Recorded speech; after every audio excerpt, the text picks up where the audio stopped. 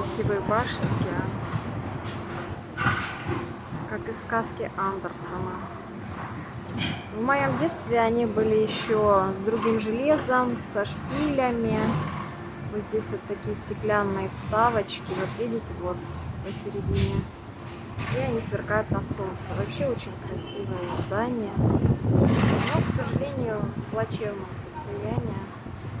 А это наследие, культура наших детей, нашего города. И кому это все безразлично, кто сюда приехал, им только интересный бизнес и все остальное, а культура нашего города абсолютно безразлична, конечно, они будут возмущаться, что тут что-то демонтируют, что-то сносят. Это понятно.